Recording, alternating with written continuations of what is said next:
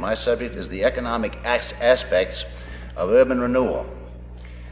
And I'd like to start by making a statement of a belief that I have very strongly. Anything which can be done under our free enterprise system can be done more efficiently and at less cost than if done by our Washington bureaucracy.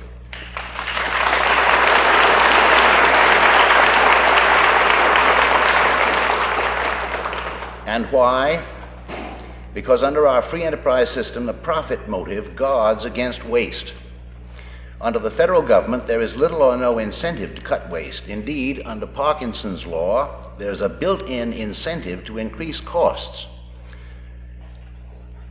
Take any of our agencies in Washington to prove that point. The Farm Agency, Farm Administration, Foreign Aid, TVA, Social Security, you name it. Compare present costs with original estimates. The president of McKesson & Robbins some years ago was caught embezzling money from the company. He got his just punishment under the free enterprise system.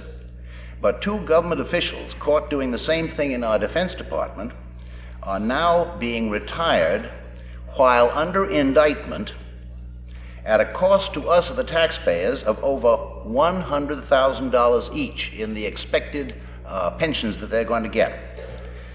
The McKesson & Robbins stockholders and directors can take care of that one, but we, the people, can't do anything about the others. Under our competitive system, the able are promoted, the crooks and inefficient are weeded out. Under federal procedure, it seems, the crooks and those who damage and erode our country are protected and rewarded. Compare William Wieland with Otto F. Otepka, Adam Yarmolinsky with Spoolie Braden,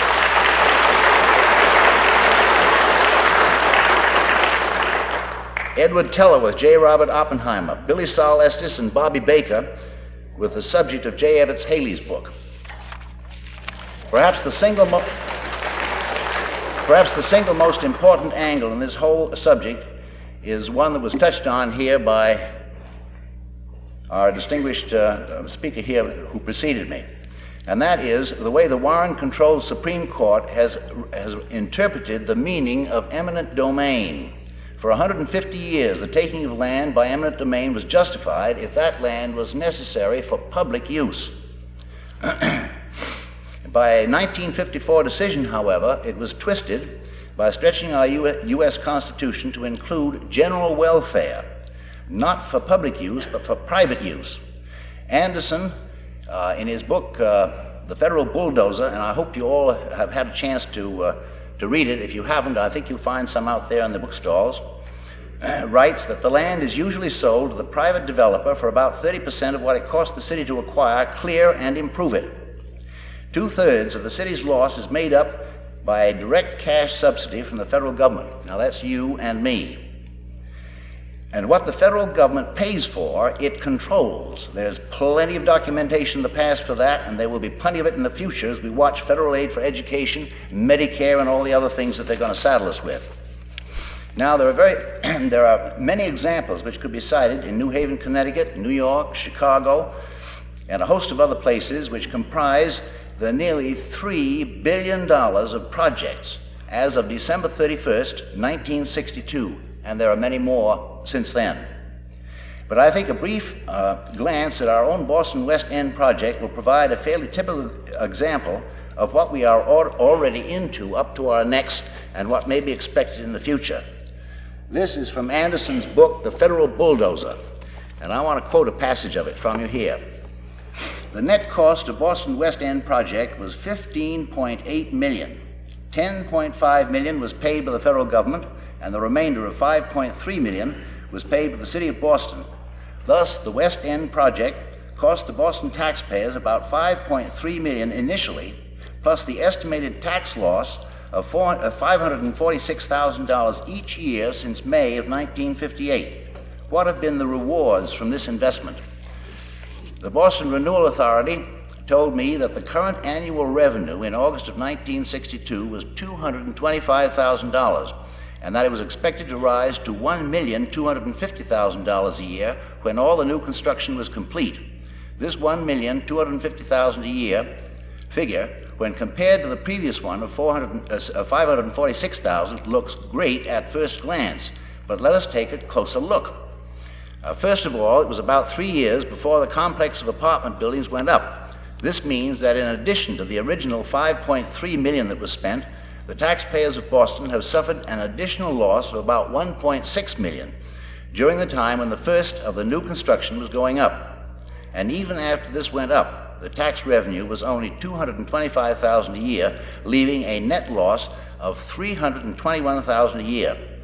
The new construction will probably catch up, and eventually the annual tax revenue will surpass the old figure of $546,000. But when will it happen, and how long will it take to break even? Approximately 20% of the intended construction was completed by 1962. Let us make the optimistic assumption that another 20% will be added every 2 years, so that by 1970 it will be complete. How long will it take under these circumstances for the project to justify itself economically?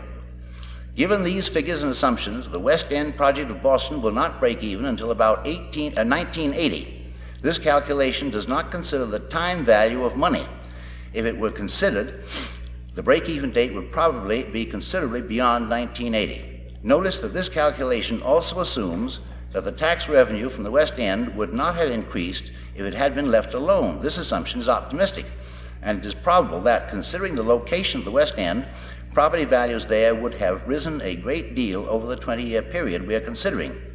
If this fact is taken into account, it is not inconceivable that the West End will not break even until the year 2000 or later. In fact, it is entirely possible that it will never break even on an economic basis. And if we add in the $10.5 million that the taxpayers all over the nation contributed, the economic argument becomes even weaker.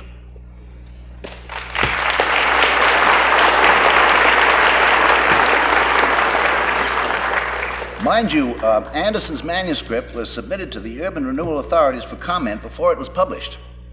And those authorities couldn't find fault with his facts and figures. All they could do was to question his deductions and conclusions. Read this book and come to your own conclusions. Do you remember the pictures that you saw in Life and other sources of the devastation in Germany after the bombing in World War II? Did the pictures of Scully Square after the bulldozers got going remind you of those German pictures? When the war was over, a committee headed by Walter Heller went to Germany, surveyed the wreckage, and came up with recommendations for a German government course of action. His recommendations came to be known as the Heller Report. It has not been published in full in this country so far as I know, but it was about the most drastic socialistic blueprint for controlling Germany's economy, any economy, as I've ever seen. Price and wage controls, currency controls, interest rates, all the standard inflationary Keynesian socialistic recommendations were there. And I know because when I was in Washington on Navy duty a couple of years ago, we had an opportunity to apply for books in the Congressional Library, and I got a copy of it and I read it. Fortunately, Ludwig Erhard, who's now Chancellor, was then, 1946-47, in a position to guide Germany's economic courses. He turned down the Heller Report on nearly every point. He believed in the free enterprise system. He allowed full rein to free enterprise, and in an interview which appeared quite recently, in fact, I think it's the current issue of Human Events, he had this to say in an article that is entitled, "What is the Secret of West Germany's Success?" Frankly, we were surprised by how much a free people can accomplish in so short a time. Although our country is torn in two, the free part of Germany now produces more than twice as much steel and over 11 times the amount of cars and trucks as it did in pre-war Germany. Now, mind you, that is half of Germany that's doing that today under free enterprise.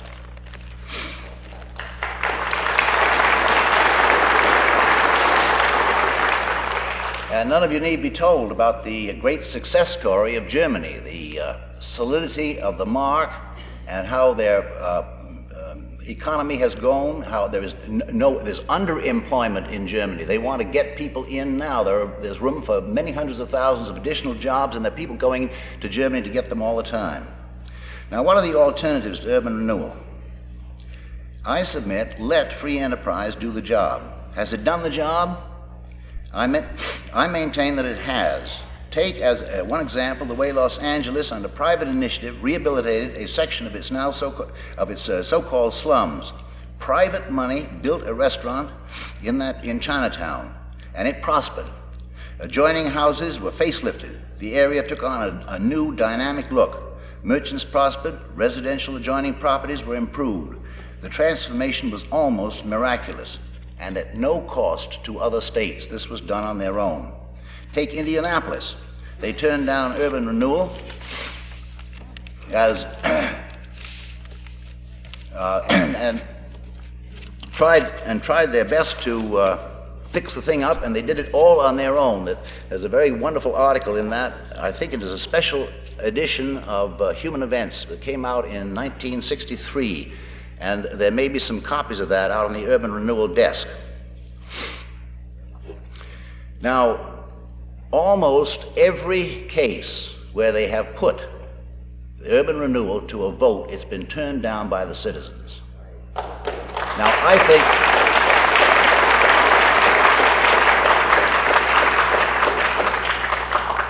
think that it's very, very important to stress that particular point. And I think that that is the reason why they do not want referenda on urban renewal, these various places. They want to bulldoze over us the way they're doing it over the land.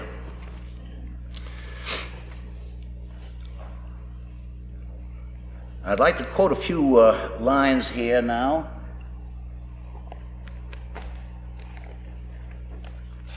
From this comes from this special edition here of The Case Against Urban Renewal by Human Events.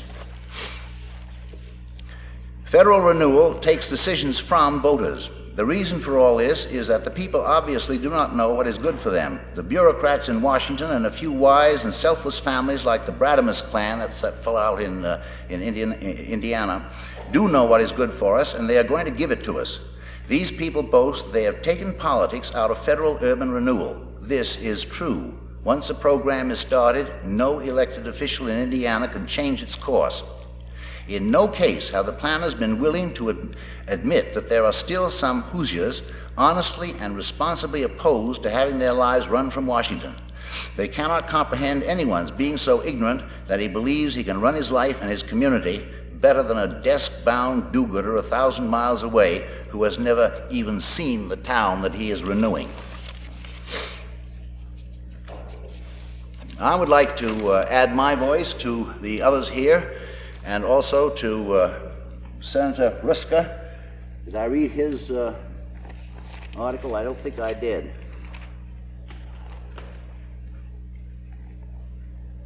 Yes. And add my voice to those who say that it's morally and spiritually wrong, that it is economically wrong, and we're going to have plenty more trouble the longer it is allowed to increase.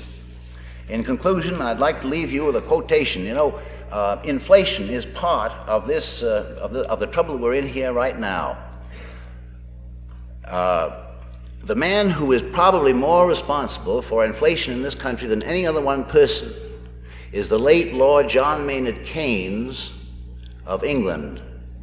And he has written some books, and he's put his philosophy into a lot of our colleges here, my own alma mater over there across the Charles.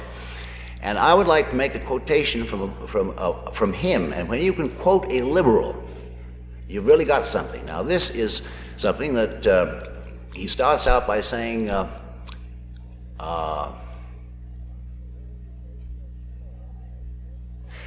Lenin is said to have declared that the best way to destroy the capitalist system is to debauch the currency.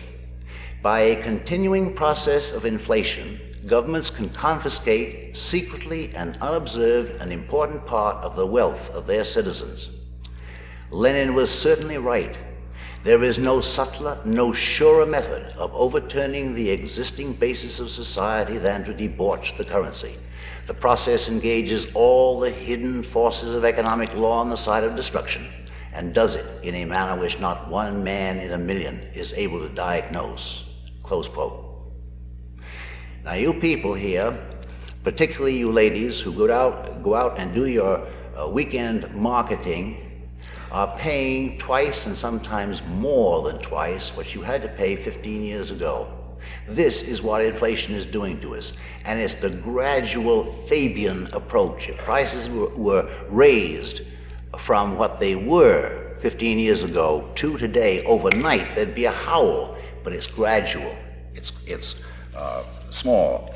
Now, I've got three little quotations that I would like to wind up with here, and the first one is attributed to Edmund Burke. All that is necessary for the triumph of evil is that good men do nothing. And I think that if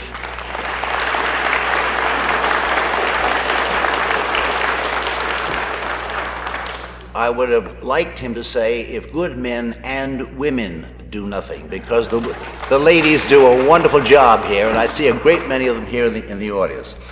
The second one that I want to is attributed to Abraham Lincoln. To sin by silence when they should protest makes cowards of men. Now,